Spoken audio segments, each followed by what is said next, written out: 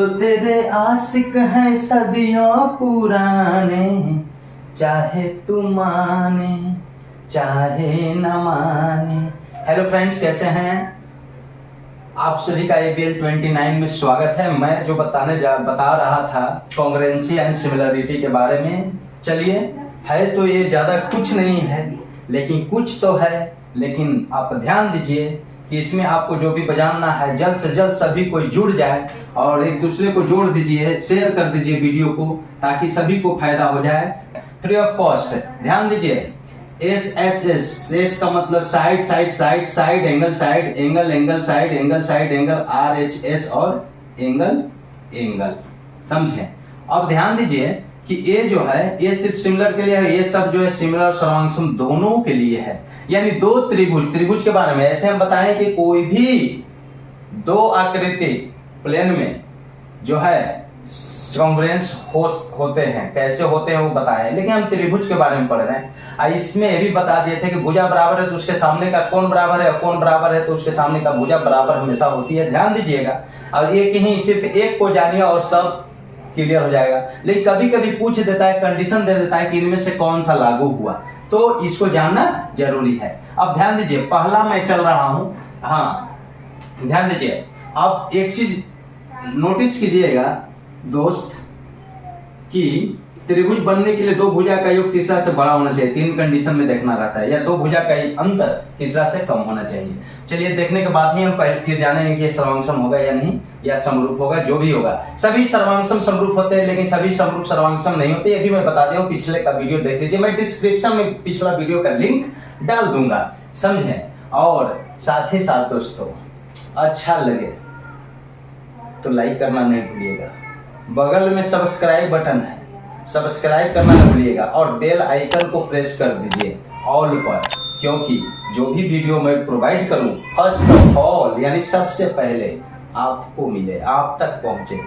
चलिए देखिए, टाइम लगेगा, बने रहिए। दो त्रिभुज हम किसी भी तरह से लेते हैं। अब पहले जो जानते हैं, सभी कोई जो लेते हैं ना दोस्त, तब बोलते हैं, जानते हैं क्या? एक को बोलते हैं ABC, और दूसरा को बोलते हैं, ये ऊपर ही लिखता है, कोई जरूरी कहीं भी रहेगा, मतलब उससे नहीं है। और दूसरा हम ले लेते हैं DEF, ऐसे लिख देते हैं। और ऐसे में क्या हो जाता है, यहाँ लिखा हुआ ऐसे रहता है कि त्रिभुज ABC सर्वांगसम, ABC सर्वांगसम है। ABC सर्वांगसम है किसके दोस्त? DEF, ऐसे लिख दिया गया। लेकिन यह किससे हुआ ये नहीं लिखा हुआ, एकदम सिंपल। ए पहले तो D पहले, B बीच में तो E बीच में, C F। इससे कहा जाएगा कि दोस्त कॉरस्पॉन्डिंग, आपको मैं बताया था CPCT का मतलब होता है, यही पे खेल समाप्त होता है। Corresponding part in a congruent triangle. अगर सर्वांगसम त्रिभुज में जो है congruency part, corresponding part, correspond का मतलब हिंदी में संगत, इसका मतलब याद रखिएगा सीक्वेंस, क्रम से। यानी कॉरस्पॉन्डिंग पार्ट अगर ऊपर ले रहे हैं तो ऊपर दूसरा का भी होगा, अगर एन ले रहे हैं तो ओने नहीं लेंगे, एन ही लेंगे दूसरा का भी। चलिए देखिए कैसे, मान लीजिए ऐसे लिखा हुआ रहेगा, इसमें क्या है, कॉरस्पॉन्डिंग पार्ट आप निकाल दीजिए। इसमें कॉरस्पॉन्डिंग पार्ट कैसे निकलेगा? कॉरस्पॉन्डिंग पार्ट में या तो भुजा का या तो कोण का, यही ना हो सकता है, दो ही चीज तो हो सकता है, साइड का या एंगल का। साइड का तो ध्यान दीजिए, साइड कैसे डिफाइन करेंगे, ये भी मैं बताया हूं कि PQ अगर रेखा खंड है तो PQ लिखिए चाहे QP लिखिए, यानी P से Q तक दूरी, चाहे Q से P, या इसके ऊपर ऐसे भी आप दे सकते हैं, दोनों बराबर है, ठीक, उससे मतलब नहीं रखेगा। देखिए, कॉरस्पॉन्डिंग पार्ट ऐसे लिखा हुआ त्रिभुज है तो क्या होगा ये बाद में जानिएगा। इसका डेफिनेशन जानने की जरूरत है, डेफिनेशन ऐसी याद है, तीनों भुजा। चलिए देखिए कैसे, ए ऐसे दो को लीजिए, भुजा में हम ले रहे थे AB बराबर हो जाएगा किसके अंदर, A से चले इधर, AB ऐसे चले तो इधर भी ऐसे चलिए, D होगा, राइट। भुजा के बारे में बतला रहे हैं। AB को BA लिख देंगे तो इसको ED लिख सकते हैं, कोई दिक्कत नहीं है। इसको BA भी लिखकर D भी लिखेंगे तो कोई दिक्कत नहीं है। चलिए समझ रहे हैं। अब आपको बीच एक को छोड़िए, BC, यहां चलेंगे BC, तो इसमें EF, ये नहीं कि BC के बराबर हम लिख देंगे DE, तो गड़बड़ हो जाएगा। BC के बराबर DE नहीं, यहाँ पे D नहीं कर सकते, BC के बराबर ये। और बाकी छलांग लगाइए, ए सी बीच वाला छोड़ कर यहाँ भी छलांग लगाएंगे, एफ डी कहो चाहे डी एफ कहो, डी एफ। ये तो क्लियर हो गया। ये भुजा निकालना, मान लीजिए भुजा भी नहीं निकालने आया, कॉरस्पॉन्डिंग दे दिया, ये सर्वांशम दे दिया, कहे कौन किसके बराबर है, नहीं निकालने आया तो घबराइए नहीं, आप बस शांत सर के पास आए हैं, किडनी से मैं निकाल कर ला दूंगा, समझे। चलिए देखिए कौन निकाल लीजिए, कौन कहाँ रहता है डायरेक्ट, तो कुछ नहीं, पहला दूसरा और तीसरा, बस यही। तो इसमें भी पहला दूसरा तीसरा, यानी ए जो है कौन ए बराबर कौन डी, चाहे ऐसे ए पॉइंट डी के संगत होगा, बीच में बी है तो वहां ई और एफ बीच में है तो सी बीच में, सी लास्ट में है तो एफ लास्ट में, लास्ट वाला लास्ट के बराबर, बीच वाला बीच के और ये पहले वाला पहले के। जब ये निकाल लिए तो कोई निश्चित नहीं कि ऐसे ही लिखा हुआ रहेगा। कहने का मतलब है कि कॉरस्पॉन्डिंग पार्ट तो इक्वल हो गया दोस्त, कॉन्ग्रुएंसी ट्रायंगल है, इसलिए ए जहां रहेगा वहां डी लिख सकते, बी जहां रहेगा वहां ई लिख सकते और सी जहां रहेगा वहां एफ लिख सकते। भुजवा से मतलब नहीं है, भुजा ऐसे जोड़ जोड़ के निकाल सकते हैं, ऐसे जोड़ जोड़ के निकाल सकते हैं, छलांग लगा के निकाल सकते हैं। अब अगर इसी त्रिभुज यही कॉन्ग्रुएंसी को क्या हम ऐसे लिख देते हैं कि त्रिभुज बी सी ए सर्वांशम BCA लिख दिया। अब कहोगे पहला त्रिभुज तो लिखा हुआ रहेगा, BCA लिख दिए, तो इस स्थिति में दूसरा क्या लिखेंगे, तो B किसके संगत है, E, तो E पहले होना चाहिए, ट्रायंगल लिखेंगे, ट्रायंगल का सिंबल रहना चाहिए। C है F के संगत तो E F लिखेंगे, C बीच में है, और C किसके संगत है, कॉरस्पॉन्ड है F के, तो F बीच में हो जाएगा। ये बाकी दो को पता चल गया तो तीसरा तो अपने आप पता चलता है। तीसरा कौन बचा, ABC में, यहाँ देखिए BCA लिख दिए, IF लिख दिए, तो DA न बचा, डी देख लीजिए ए के संगत डी है कि नहीं, दो निकल गया तो तीसरा अपने आप निकाल लीजिएगा। यहाँ तक तो समझ में आ रहा होगा, लेकिन अब चलिए, अब यहाँ तक तो आप बना लिए, अब इसके बाद आपको ध्यान देना है कि क्या करें। अब चलिए दोस्त, बतलाने का मतलब है साइड साइड साइड हम सर्वांशम बता रहे हैं, सर्वांशम है तो समरूप भी है, लेकिन साइड साइड साइड इस सर्वांशम के लिए डेफिनेशन कुछ और कहता है, और साइड साइड साइड समरूप के लिए डेफिनेशन कुछ और कहेगा। लेकिन क्या कहेगा जान जाइएगा, बने रहिए। टू ट्रायंगल्स इन टू ट्रायंगल्स, दो ट्रायंगल्स दे देगा, दो ट्रायंगल्स देगा, तीन की दे दे, चार दे दे, एक रहेगा तो पता नहीं चलेगा। देखिए ऐसी समझिए, तीनों भुजा बराबर हो, तीनों साइड है ना, तीनों भुजा बराबर हो, दोनों त्रिभुज के तीनों भुजा बराबर हो, तो साइड साइड साइड से वे दोनों त्रिभुज क्या होंगे, कॉन्ग्रुएंट हो जाएगा, सर्वांशम हो जाएंगे। लेकिन त्रिभुज के भुजा बराबर का मतलब क्या है, कॉरस्पॉन्डिंग। एक कहेगा all sides of a triangle are equal to the corresponding sides of other triangle. Correspondence लिखेगा जरूर, कॉरस्पॉन्डेंस सीक्वेंस में बराबर हो, एक त्रिभुज के तीनों भुजा दूसरे त्रिभुज के तीनों भुजा के संगत, दूसरे त्रिभुज के तीनों संगत भुजाओं के बराबर हो, तो वे दोनों त्रिभुज साइड साइड साइड से सर्वांशम हो जाते हैं। अब अगर समरूप के बात कहते तो एक दोनों अनुपात, भुजाओं का अनुपात बराबर हो, तब वे एक भुजा यह बाई यह बाई यह बाई यह, भुजाओं का अनुपात, जैसे तीनों भुजा बराबर लिए ना, तो भुजाओं के अनुपात अगर बराबर हो तब जाके वे एस एस एस से समरूप होंगे। सर्वांशम हो गए बराबर होने पर तो समरूप तो हो जाएगा, क्योंकि भुजा के अनुपात भी बराबर आएगा। और तीनों भुजा के लेना जरूर नहीं, दो भुजा भी बराबर हो जाएगा ना, तो तीसरा अपने आप बराबर होगा, क्योंकि दो भुजा बराबर इसका मतलब दो भुजा के सामने का कोण, दो कोण बराबर, और जब दो कोण बराबर तो तीसरा तो अपने आप बराबर ना, क्योंकि तीनों कोणों का योग 180 होता है, दो को बराबर है, तीसरा का दोनों में घट के वही देगा जो देना चाहिए, समझे। आइए अब मान लेते हैं ये दो त्रिभुज में हम चल रहे हैं, देखिए कैसे चलेंगे। इन दोनों त्रिभुज में कौन किसके बराबर है, इन ट्रायंगल एबीसी, पहले त्रिभुज एबीसी लिखिए, सीबीए लिखिए, उससे कोई मतलब नहीं है। एंड यहां लिख रहे हैं ट्रायंगल डीईएफ, सीधा ही लिखेंगे। ये दोनों ट्रायंगल में हम चल रहे हैं, तो कंडीशन है कि एक के सभी भुजा संगत भुजा दूसरे के संगत भुजाओं के बराबर हो। तो एक के क्या मानना चाहते हैं, हम सीधा कोई मानता है दोस्त, हम सीधा नहीं मानेंगे, सीधा तो सब कोई पढ़ा है, थोड़ा उल्टा मानेंगे। समझें, सीधा मानने से कोई फायदा नहीं है, उल्टा मानते हैं। सीधा में यह बराबर यह बराबर है, नीचे नीचे ये ऐसे मान लेते हैं। और सीधा लिख देता त्रिभुज एबीसी कांग्रुएंट ट्रायंगल एबीईएफ। हम उल्टा चलेंगे। आपको यह जानना है कि जो पॉइंट जिस पॉइंट के संगत है वह दोनों एक जगह रहेगा। लेफ्ट में है तो लेफ्ट में रहेगा, बीच में है तो बीच में रहेगा, और राइट में है जो भी है तो राइट में रहेगा। एबीसी में कोई एक भुजा लीजिए, मान लेते हैं पहले बीसी लिए। एबीसी में बीसी दिया हुआ रहेगा, 10 है तो मान लेते हैं ये 10 है, ठीक। बीसी 10 है तो इसमें भी 10 कहीं ना कहीं होगा, मान लेते इसको 10 मानते हैं, ये 20 मानते हैं तो हम मान लेते हैं इसको 20 मान लेते हैं। यह जो है 15 मानते हैं तो नीचे हम 15 मान लेते हैं। ये लिखा हुआ ऐसे है।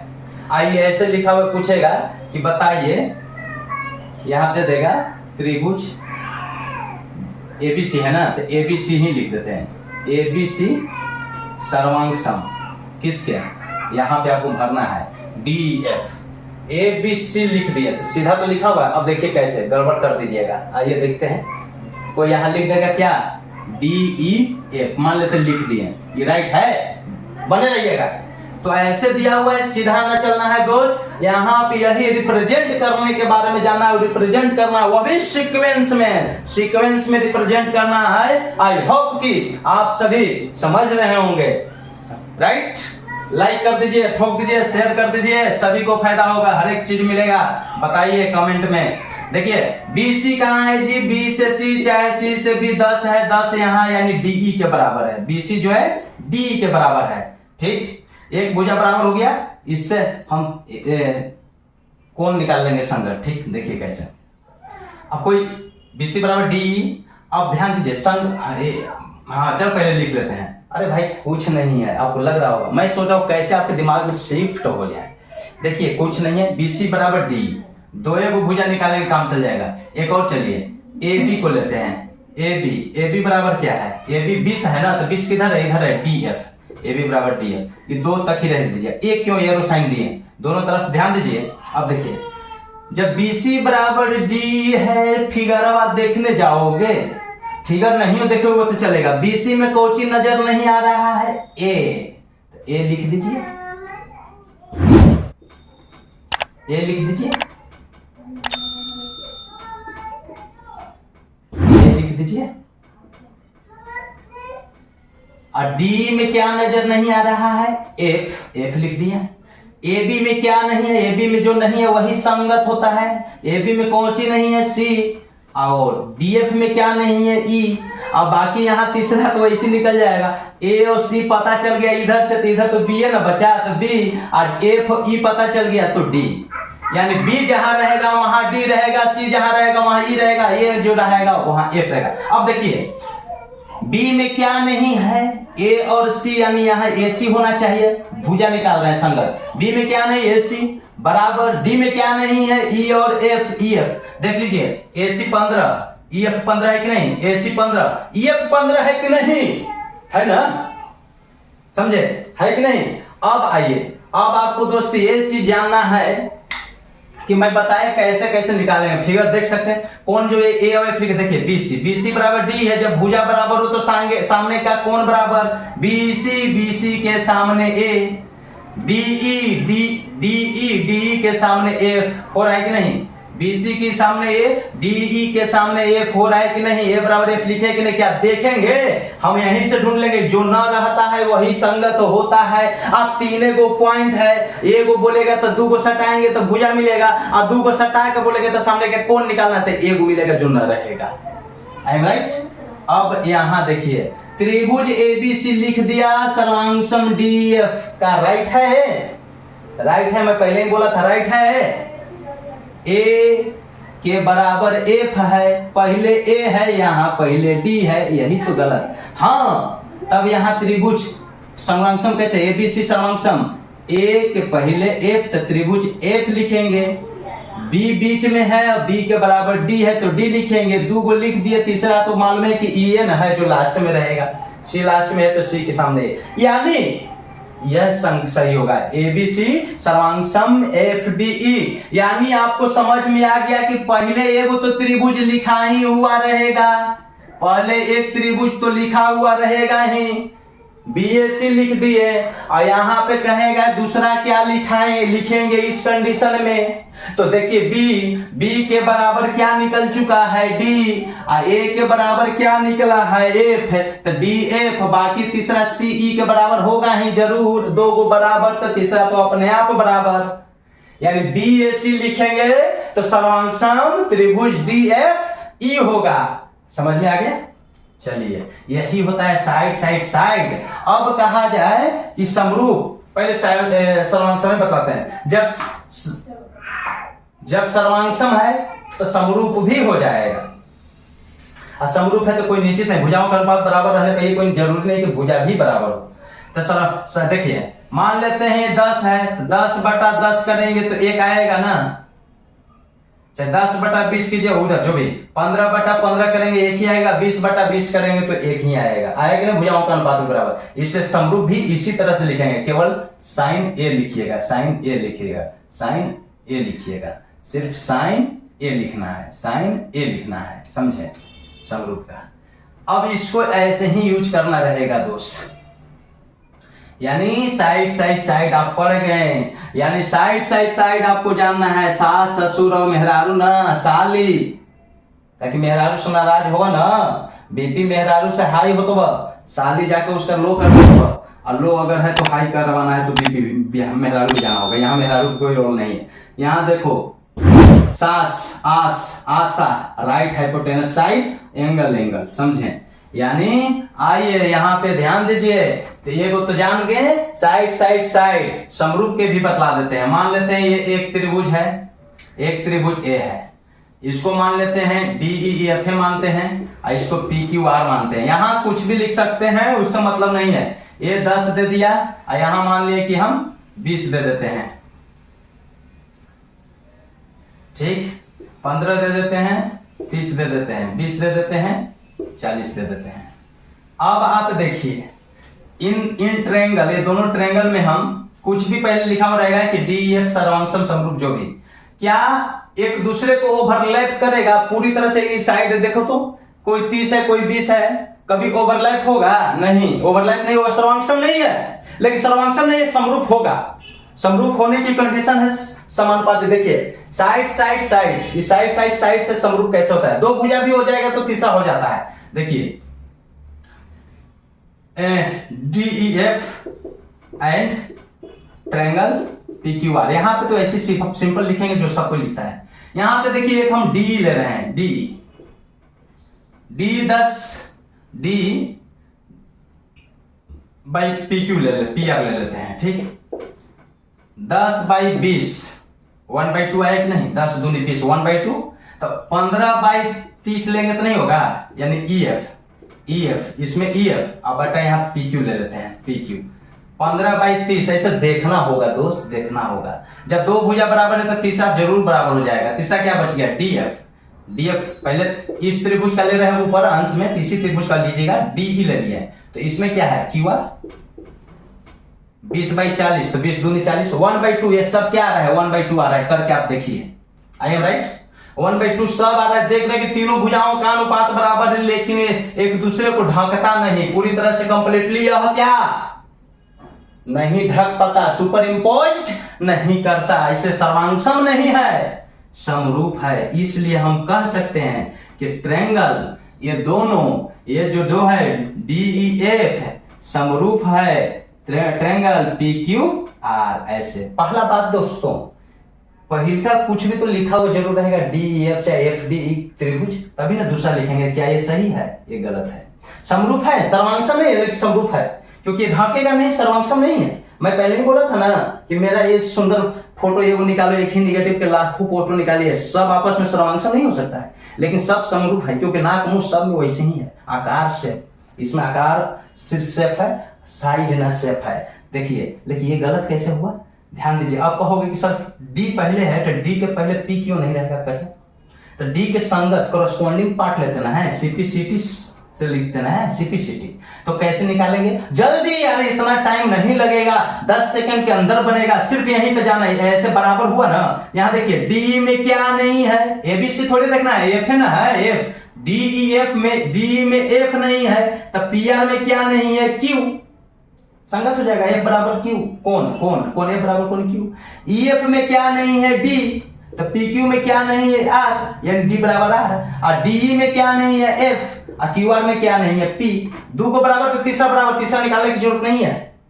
अब देखिए डी पहले लिखा हुआ है दोस्त, यहाँ कौन पहले, डी के बराबर कहाँ है डी। देखिए यहाँ डी बराबर क्या है, आर होना चाहिए पहले, फिर है उसके बाद ई लिखा हुआ है, और ई जो है अरे डीएफ होना चाहिए ना, डीएफ है 20/QR। हाँ डीएफ है दोस्त। चलिए हाँ ई बराबर क्या है पी, तो पी पहले होना चाहिए, पी यू नहीं पी। एफ के बराबर क्यू, यानी आरपी क्यू लिखिएगा तो सही होगा। ट्रायंगल DEF समरूप सिमिलर ट्रायंगल RPQ लिखा हुआ रहना चाहिए, RPQ रहना चाहिए। अगर PQR लिखते हैं तो गलती। यहाँ तो कैसे ही चलेगा, लेकिन यहाँ जो है ना सजाना पड़ेगा।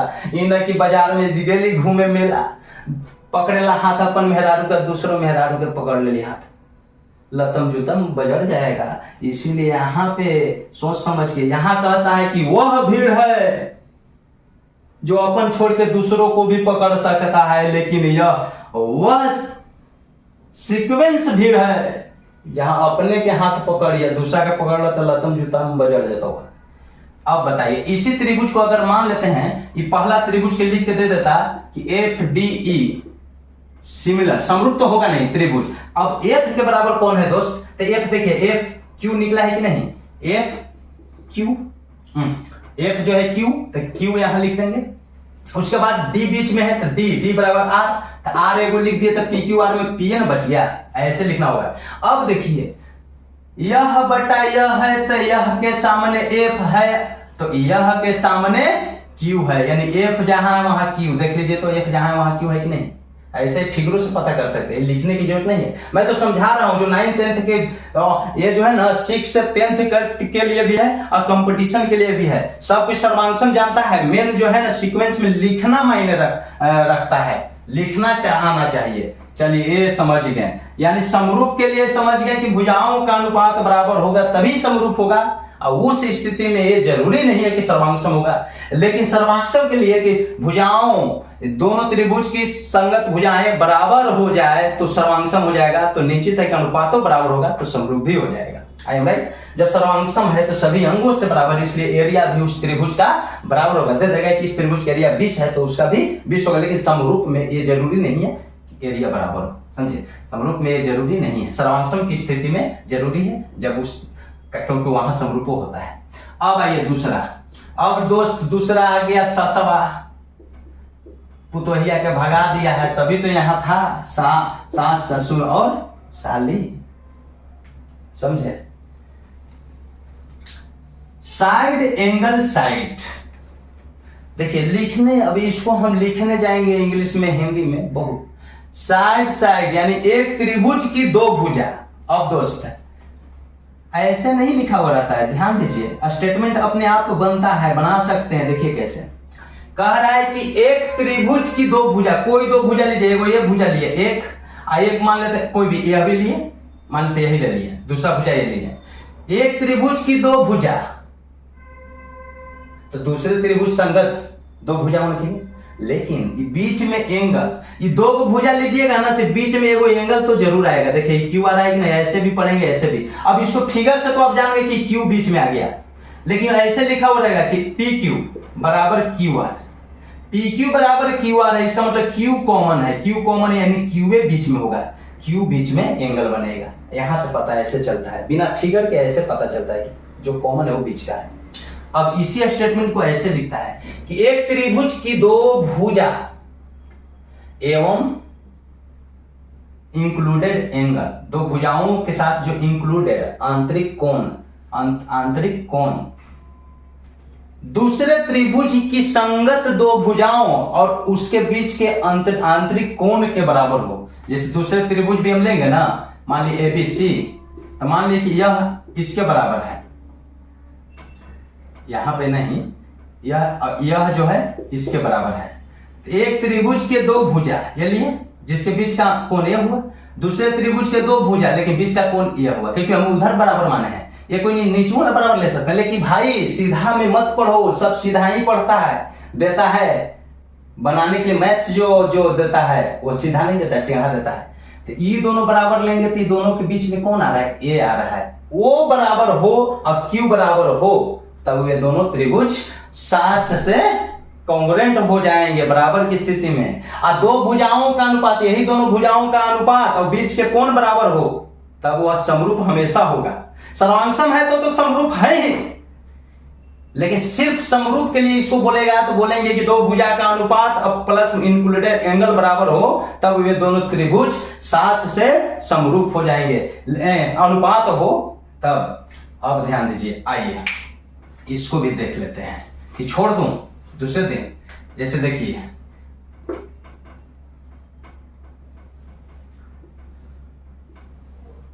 एकदम समझने की कोशिश कीजिए। एक त्रिभुज एबीसी लिए और एक त्रिभुज सीधा वाला ही लिखते हैं, लेकिन हम बताएंगे उल्टा। इन दोनों त्रिभुज में कह रहा है कि दो भुजा, इसका दो भुजा मान लेते हैं, 10 20 30 भी लिखा हुआ रहेगा, उससे पकड़ लेना, लिख दें 10 इसको लिख देते हैं, 10 इसको लिख देते हैं, 20 इसको लिख देते हैं, 20 इसको लिख देते हैं।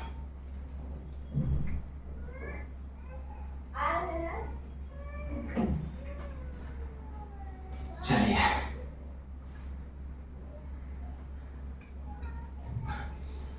देखो, ये दो त्रिभुज में देखिए, ये 10 है ए बी, ट्रायंगल लिखेंगे किसी भी तरह से। ए बी 10 जो है किसके बराबर है, एक ही लाइन डी एफ के बराबर। एक भुजा बराबर हुआ, दो भुजा बराबर होना चाहिए। देखिए ये बी सी है, किसके बराबर है, बी सी जो है किसके बराबर है, डी के बराबर है ना, बी सी डी के बराबर है कि नहीं, बी सी डी के बराबर। और ए एंगल दे दिया 40 डिग्री, ए एंगल दे दिया 40 डिग्री।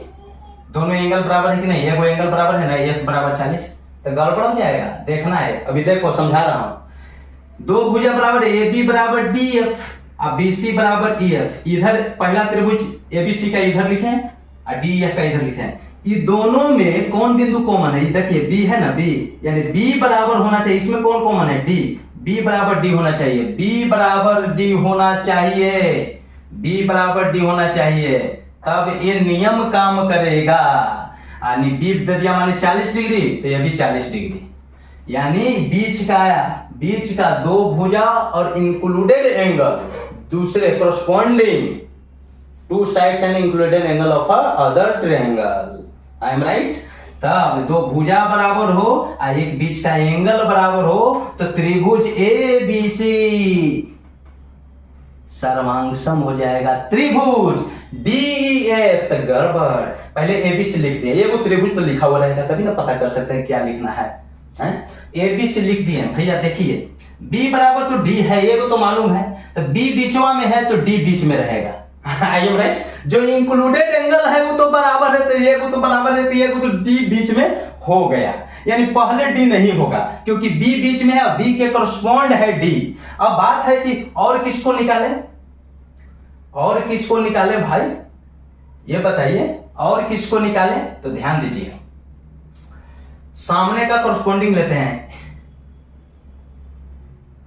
ए बी में ये कॉमन ले लिए, ए बी में क्या नहीं है, सी नहीं है, और डी एफ में क्या नहीं है, ई नहीं है। सी जहां है वहां ई हो जाएगा, ए बी में सी नहीं, डी एफ में ई नहीं, सी है लास्ट में तो ई हो जाएगा लास्ट में, बाकी बच गया तीसरा एफ।